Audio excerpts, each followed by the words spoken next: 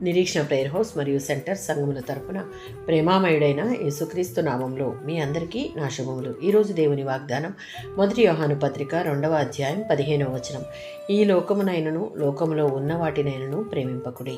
ఈ పత్రికను అపోస్తలుడైన యోహాను ఎఫెసీ ప్రాంతంలో ఉన్నటువంటి విశ్వాసులకు రాశాడు. ఆ కాలంలో కొన్ని తప్పుడు బోధలు సంఘములోనికి ప్రవేశించాయి. అలా బోధించే బోధకులు పాపాన్ని తక్కువగా భావించేవారు, లోకము యొక్క జీవన శైలిని సమర్థించేవారు, క్రీస్తుతో నిజమైన సంబంధాన్ని బలహీనపరిచారు. అందువల్ల యోహాను 3 విషయాలను బలంగా బోధించాడు. మొదటిది సత్యమైన విశ్వాసం, 2 పవిత్రమైన జీవితం, 3 నిజమైన ప్రేమ.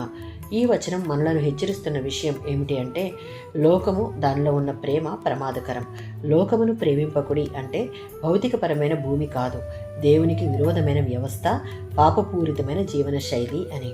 లోకంలో ఉన్నవి అనగా 2వ అధ్యాయం 16వ వచనంలో శరీరాశ, నేత్రాశ, జీవపు డంబం ఇవి కలిగి ఉన్నవారు లోకమును ప్రేమించేవారుగా ఉంటారు. విశ్వాసులంగా అలాంటి ప్రాధాన్యత ఇచ్చేవారంగా ఉంటే దేవుని స్థానంలో ఇతర విషయాలకు ప్రాధాన్యత ఇవ్వడం అని అర్థం.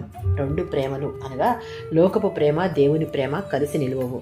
ఈ 2 ప్రేమలలో మన హృదయం లోకానికి చెందుతుందా, దేవునికి చెందుతుందా అన్నది సరిచూసుకోవాలి. లోకములో ఉన్న ప్రేమ తాత్కాలికం, దేవుని ప్రేమ శాశ్వతం అన్నది జ్ఞాపకం ఉంచుకుని లోకం మనపై చూపే చెడ్డ ప్రభావాల నుండి మనలను మనం జాగ్రత్తగా మన ఆత్మీయ జీవితాన్ని కాపాడుకోవాలి.